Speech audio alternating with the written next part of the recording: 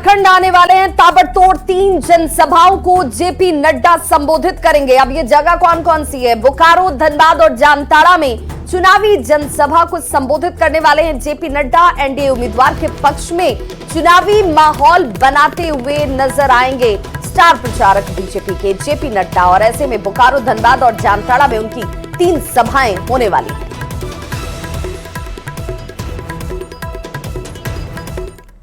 तो झारखंड के सियासी गलियारे में सभाओं का दौर जारी है। तेजस्वी यादव आज झारखंड आने वाले हैं। भूली और झरिया में तेजस्वी यादव की ये सभा होगी। कांग्रेस उम्मीदवार अजय कुमार दुबे और पूर्णिमा नीरज सिंह के पक्ष में जनसभा को संबोधित करेंगे तेजस्वी यादव। दोपहर 12 बजे भूली में सभा होगी तेजस्वी यादव की। और तेजस्वी यादव के दौरे को लेकर के तैयारी पूरी कर ली गई है। कार्यकर्ताओं में काफी उत्साह भी देखा जा रहा है।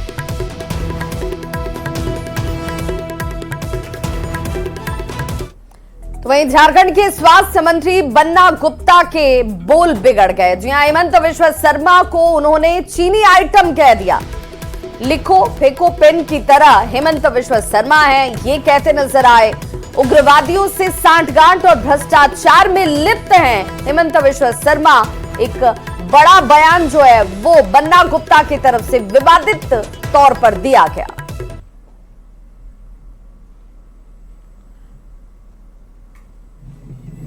इतना उनका करप्शन का मामला है, इतना उनका जो है असम में उग्रवादियों से सांठगांठ का भी मामला है। और उनको तो मैं समझता हूं कि चाइनीज आइटम है, वो लिखो फेंको वाला पेन है। पिछड़ों का, कमजोर वर्ग का इन्होंने आरक्षण तोड़ा और ये लोग मौन रहे, इसलिए ये जनता से इनको माफी मांगना चाहिए। धनबाद के बागबारा विधानसभा में झारखंड बीजेपी सह प्रभारी हेमंत बिस्वा शर्मा ने बीजेपी उम्मीदवार शत्रुघ्न महतो के पक्ष में वोट की अपील की। उन्होंने जेएमएम और कांग्रेस पर हमला करते हुए घुसपैठियों का समर्थन करने का आरोप लगाया और ये भी कहा कि झारखंड में बंटी बबली की सरकार चल रही है। धनबाद हो, संथाल हो, हर जगह से हम बहुत व्यापक रूप से हम जीतूंगा और इस बार पूर्ण बहुमत हमें सरकार तक लेके जाएंगे। उनको हम कुर्सी से हटा देंगे। सर तो बोला है ना भाई, सारे पत्नी को अगर आपने रानी बना देगा कौन कैसे रहेगा? घुसपैठी किसी भी कीमत पर झारखंड में नहीं रह सकता है। घुसपैठी का वोट हेमंत सोरेन को चाहिए, घुसपैठी के वोट कांग्रेस को चाहिए, जनेश्वर महतो को चाहिए। घुसपैठी के वोट शत्रुघ्न महतो को नहीं चाहिए, घुसपैठी के वोट भाजपा को नहीं चाहिए। हेमंत सोरेन जी ने लगातार यहाँ के युवाओं को ठगने का काम किया है, यहाँ के बेरोजगार ठगने का काम किया है, यहाँ के युवाओं को ठगने का काम किया है और घर में लड़ाई लड़ने का काम किया है हेमंत जी ने। साहिबगंज के उधवा हाई स्कूल मैदान में मुख्यमंत्री हेमंत सोरेन ने जनसभा को संबोधित किया। हेमंत सोरेन ने राजमहल से जेएमएम उम्मीदवार मोहम्मद ताजुद्दीन के पक्ष में वोट करने की अपील की। ताजुद्दीन के पक्ष में वोट अपील करते हेमंत सोरेन खुद यहां नजर आए और इस दौरान हेमंत सोरेन ने केंद्र सरकार पर आरोप लगाते हुए कहा कि झारखंड का बकाया पैसा मांगा गया तो मुझे साजिश के तहत जेल में डाल दिया गया। 1,36,000 करोड़ रुपया का बकाया ठोक दिया है और आज इसी के चक्कर में हम उसका 1,36,000 करोड़ रुपया ना छीने हमको जेल में डाल दिया। लेकिन डरने की जरूरत नहीं है, आज नहीं कल हमें पता है लड़के लिया है झारखंड, लड़के लेंगे अधिकार।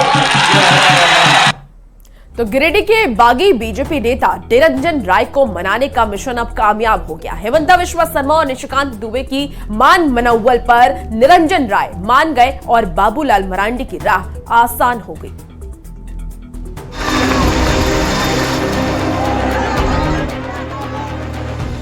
हेमंता बिस्वा शर्मा का हेलीकॉप्टर जैसे ही तीसरी में उतरा, सियासी हलचल मच गई। हेमंता बिस्वा शर्मा सांसद निशिकांत दुबे के साथ सीधे रूठे पार्टी नेता निरंजन राय के घर पहुंचे। बंद कमरे में तीनों नेताओं के बीच लंबी बातचीत हुई। मान मनोबल का दौर चला। आखिरकार निरंजन राय मान गए। दोनों नेता उन्हें लेकर हेलीकॉप्टर पर सवार हुए और सीधे डोरंडा मैदान पहुंचे। गृह मंत्री अमित शाह की सभा में निरंजन राय ने बीजेपी में वापस लौटने का ऐलान कर दिया। भाजपा का पहले ही परिवार थे, आज भी हैं और कल भी रहेंगे।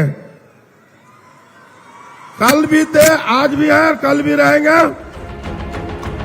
विधानसभा चुनाव का टिकट न मिलने से नाराज बीजेपी नेता निरंजन राय बागी हो गए थे। उन्होंने पार्टी के प्रदेश अध्यक्ष बाबूलाल मरांडी के खिलाफ राजधनवार से निर्दलीय प्रत्याशी के रूप में नामांकन कर दिया था। इससे मरांडी की राह मुश्किल हो गई थी।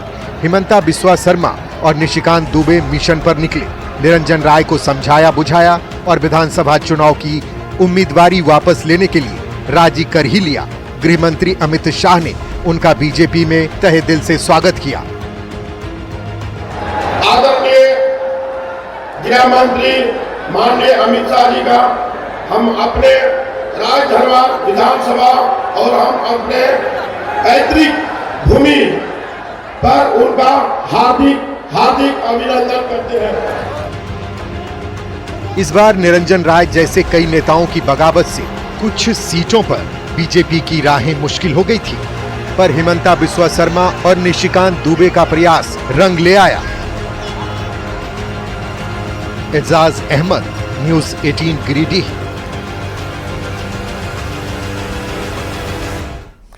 और खूंटी से इस वक्त बड़ी खबर आ रही है, जहां एसबीआई के एटीएम से 12 लाख रुपए की चोरी की घटना हुई है। एटीएम काटकर 12 लाख रुपए चोरों ने उड़ा लिए हैं। अज्ञात चोरों ने वारदात को अंजाम दिया। मुरहू थाना के बिचना गांव में इस घटना को अंजाम दिया गया है। डीएसपी वरुण रजक ने घटना की पुष्टि भी कर दी है। तो 12 लाख रुपए एटीएम से उड़ा लिए गए हैं। तो मुरहू थाना के बिचना गांव की घटना, और अब एक बार फिर से एटीएम की सुरक्षा को लेकर सवाल जरूर उठ रहे हैं। डीएसपी वरुण रजक ने हालांकि इस बात की पुष्टि कर दी है कि घटना को चोरों ने अंजाम दिया है। एसबीआई के एटीएम से 12 लाख रुपए चोरी की गई है। हालांकि किस वक्त इस घटना को अंजाम दिया गया है ये देखना होगा, लेकिन इस घटना के बाद से सुरक्षा इंतजामों को लेकर जो सवाल उठते हैं वो एक बार फिर से खड़े हो गया है। अज्ञात चोरों ने वारदात को अंजाम दिया और अब पुलिस की कार्रवाई जरूर शुरू हो चुकी है मुरहू थाना के बिचना गांव की इस घटना के बाद से। तो डीएसपी वरुण रजक की तरफ से अब जांच पड़ताल जरूर शुरू की जा रही है। अब ये सीसीटीवी फुटेज खंगाले जाएंगे, लेकिन सवाल ये उठता है कि क्या एटीएम में सुरक्षा गार्ड की तैनाती नहीं थी? और इस बड़ी खबर पर संवाददाता शैलेश हमारे साथ जुड़ चुके हैं। शैलेश, सवाल ये कि पहले तो ये घटना किस वक्त की है और पुलिस की तहकीकात क्या कहती है? जी, मैं आपको बता दूं, ये खूंटी जिला के मुरहू थाना क्षेत्र स्थित बिचना गांव है, जहां पर एसबीआई का ब्रांच है और ब्रांच परिसर में ही एटीएम लगा हुआ है। इसमें एटीएम में जैसा सूचना मिल रहा है कि कल ही एटीएम के जो संचालक है उन्होंने इसमें 12,21,000 रुपया डाला था और बीते रात की घटना है और देर रात की घटना है। अज्ञात चोर यहाँ पहुंचे और जो मुंह ढके हुए थे वो भी फुटेज जो वीडियो है वो सीसीटीवी में कैद हुआ है और पुलिस घटना की सूचना पर पहुंच तो चुकी है, लेकिन अभी तक कोई गिरफ्तार नहीं कर पाई। गार्ड की तैनाती एटीएम में थी? नहीं, गार्ड की तैनाती चूंकि परमानेंटली नहीं थी, वो दिन में रहता था और रात में चला जाता था, जिसके कारण अज्ञात चोरों ने इस घटना को अंजाम देकर फरार हो गया है। एक बार सवाल इस बात पर भी उठेंगे कि नाइट पेट्रोलिंग की बात कही जाती है, तो क्या इस इलाके में ऐसी स्थिति नहीं थी? जी, पेट्रोलिंग कहने का मतलब है कि पेट्रोलिंग होता है, लेकिन पेट्रोलिंग जो जिस समय चोरी हुआ उस समय नहीं रहा होगा। पेट्रोलिंग पुलिस की माने तो पुलिस तो हमेशा कहती है कि हम लोग तत्पर रहते हैं, लेकिन कितना तत्पर रहते हैं इसी घटना से पता चलता है कि पुलिस क्या करती है। बहुत बहुत शुक्रिया शैलेश इस तमाम जानकारी के लिए। और इसी बीच पटना से बड़ी खबर आ रही है, बिहार में जल्द शुरू होगी बालू, पत्थर समेत अन्य खनिजों की ऑनलाइन बिक्री। आपको बता दें कि बालू से होगी इसकी शुरुआत। विभाग ने इसके लिए खनन सॉफ्टवेयर तैयार किया है। लाल और सफेद बालू के लिए अलग अलग रेट तय किए जाएंगे। तो आपको इस वक्त बड़ी खबर बता रहे हैं, बालू से ही इसकी शुरुआत होगी। अब ऑनलाइन बिक्री भी बालू की जाएगी और धीरे धीरे डिजिटलाइजेशन देखिए हो रहा है और ऐसे में अब बालू की भी ऑनलाइन बिक्री होगी। लाल और सफेद बालू के लिए अलग अलग दाम तय किए जाएंगे।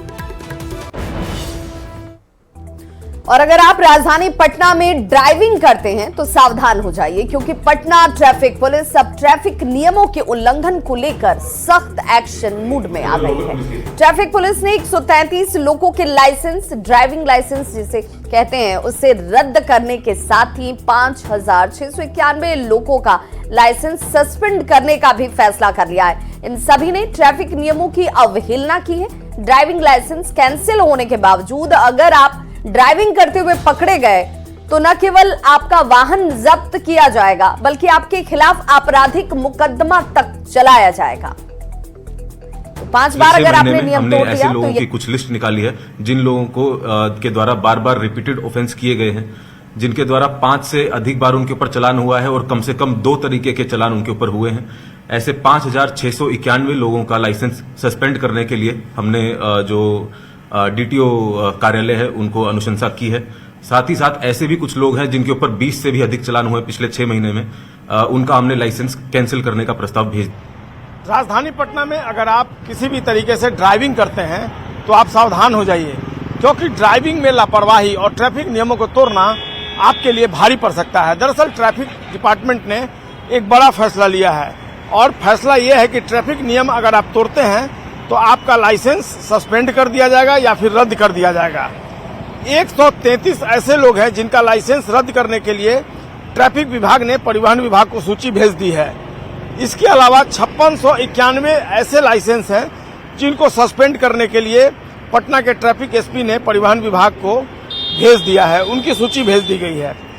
5 बार 2 तरह के नियम तोड़ने वाले लोगों का लाइसेंस जो है वो सस्पेंड किया जाएगा। यानी 5691 ऐसे लोग हैं जिन्होंने 5 बार 2 तरह से ट्रैफिक नियमों को तोड़ा है और 20 बार 2 तरह के ट्रैफिक नियम को तोड़ने वाले लोगों का लाइसेंस रद्द करने का फैसला लिया है। ये ऐसे लोग हैं जिनके यहाँ ट्रैफिक एसपी के कार्यालय में जिन्होंने जो लाइसेंस पर जो फाइन किया गया था उसको भर भी दिया है, लेकिन इसके बावजूद उनका लाइसेंस कैंसिल या फिर सस्पेंड करने का फैसला लिया है। ट्रैफिक विभाग ने इतनी बार गलती करने वाले लोगों को सड़क पर भी गाड़ी चलाने की अनुमति अब ट्रैफिक विभाग देने के मूड में नहीं है। अगर लाइसेंस रद्द कर दिया गया, कैंसिल कर दिया गया और इसके बावजूद आप चोरी छिपे अगर गाड़ी चलाते हुए पकड़े जाएंगे तो आपकी गाड़ी तो जब्त की ही जाएगी, साथ ही आपके ऊपर क्रिमिनल केस भी दर्ज कराया जाएगा। तो निश्चित तौर पर पटना का ट्रैफिक डिपार्टमेंट अब सख्त हो गया है आपके द्वारा ट्रैफिक नियमों के वायलेशन करने को लेकर। तो ऐसे में बेहतर तरीके से आप ट्रैफिक नियमों को फॉलो करते हुए गाड़ियों का परिचालन करें, यही आपके हित में होगा और ट्रैफिक विभाग भी यही चाहता है। कैमरा पर्सन सुबोध के साथ संजय कुमार, न्यूज 18 पटना। और अब खबर मुजफ्फरपुर से, जहां पर बिहार में अपराधी अब बेखौफ हो गए हैं। दिन दहाड़े ही छिनतई की घटना को अंजाम दे रहे हैं। आपको बता दें कि मुजफ्फरपुर में चैन स्नैचिंग की घटनाएं लगातार बढ़ती जा रही हैं। कोढ़ा गैंग ने सदर थाना क्षेत्र में 2 महिलाओं से चैन छिनतई की घटना को अंजाम दिया। पहली घटना सदर थाना क्षेत्र के राम दयालु के पास की, जहां महिला अपने बच्चे को लाने के लिए स्कूटी से स्कूल पहुंची। वहीं बाइक सवार अपराधियों ने महिला का चेन छीना और वहां से फरार हो गए। छिनतई की घटना भी पास में लगे सीसीटीवी कैमरे में कैद हो गई, जिसकी तस्वीरें भी आप इस वक्त टीवी स्क्रीन पर देख पा रहे होंगे। कुछ घंटे के बाद सदर थाने के बीबीगंज के पास शादी समारोह में पहुंची महिला से चेन छीनी गई और वहां से अपराधी फरार होने की कोशिश करने लगे, लेकिन स्थानीय लोगों ने चोर को पकड़ लिया और जमकर उसकी पिटाई कर दी, लेकिन दूसरा अपराधी मौके से फरार हो गया। सूचना पर पहुंची पुलिस ने चोर को गिरफ्तार कर लिया है और दूसरे फरार अपराधी की सीसीटीवी की मदद से तलाश जारी है। लाने गए जा रहे थे 3:30 में और पुरानी स्कूल के पास जैसे ही गए पीछे से आया 2 बाइक वाला और पीछे से मैं पूछा कि कहाँ ये गली कहाँ जाएगी, एड्रेस पूछा और पीछे से आ करके और गला का चैन छीन के भाग गया। पीछे से चिल्लाते रह गए, भाग गया, पकड़ाया मैं RDS के तरफ भाग गया। कुछ दिनों से चेन स्नैचिंग पे हम लोग का स्पेशल फोकस और ड्राइव चलाया जाना था और आज इंटेंसिव चेकिंग के दौरान 2 घटनाएं हुई थी जिसकी सूचना सदर थाना पे मिली है। एक तो रामदयालु के पास एक बाइक पर 2 जो अभियुक्त थे वो सवार थे और उन्होंने एक महिला का चेन स्नैच किया था और दूसरी बीबीगंज के पास एक घटना हुई है शाम को जहाँ पर बाइक और एक अभियुक्त को पकड़ लिया गया है, एक अभियुक्त फरार है। और अब बात विदेश दौरे पर गए प्रधानमंत्री नरेंद्र मोदी की। पीएम नरेंद्र मोदी रविवार को नाइजीरिया पहुंचे। इस दौरान अबुजा पहुंचने पर नाइजीरिया के संघीय राजधानी क्षेत्र के मंत्री नेसोम एजेनवो वीके ने पीएम मोदी का स्वागत किया और उन्हें शहर की चाबी भेंट की। पीएम कार्यालय ने समुदाय के लोगों से मुलाकात करते हुए जो घंटों इंतजार कर रहे थे प्रधानमंत्री नरेंद्र मोदी का, और प्रधानमंत्री नरेंद्र मोदी ने उन्हें निराश भी नहीं किया। अपने इसी अंदाज के लिए वो लोगों के बीच खासे चर्चित भी हैं। जहां पर जो कलाकार पहुंचे थे उनके लिए सांस्कृतिक कार्यक्रम पेश करने थे, उनके साथ ही बड़ी आत्मीयता से मुलाकात करते हुए पीएम नरेंद्र मोदी।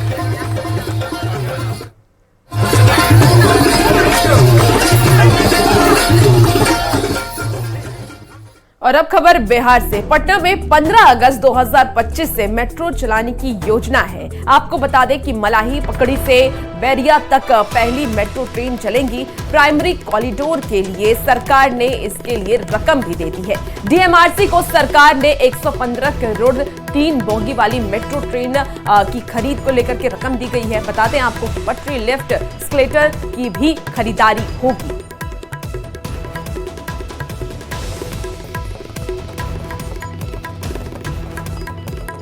तो बड़ी खबर आपको पटना से बता रहे हैं, जहां 15 अगस्त से मेट्रो चलाने की योजना है। मेट्रो को लेकर के पहले ही सीएम नीतीश कुमार ने कहा था कि 2025 तक मेट्रो की शुरुआत की जाएगी, और अब खबर ये आ रही है कि 15 अगस्त से ही मेट्रो की शुरुआत हो सकती है। मलाही पकड़ी से बैरिया तक ये ट्रेन चलेंगी। कॉरिडोर के लिए सरकार ने रकम भी दे दी है। डीएमआरसी को सरकार ने 115 करोड़ की रकम दी है और कहा जा रहा है कि 3 बोगी वाली ट्रेन खरीदी जाएगी। इस वक्त बड़ी खबर आपको पटना से बता रहे हैं, पटरी लिफ्ट स्केलेटर की भी खरीदारी होगी। और फिलहाल इस बुलेटिन में इतना ही, लेकिन खबरों का सिलसिला न्यूज़ 18 बिहार झारखंड पर लगातार जारी है।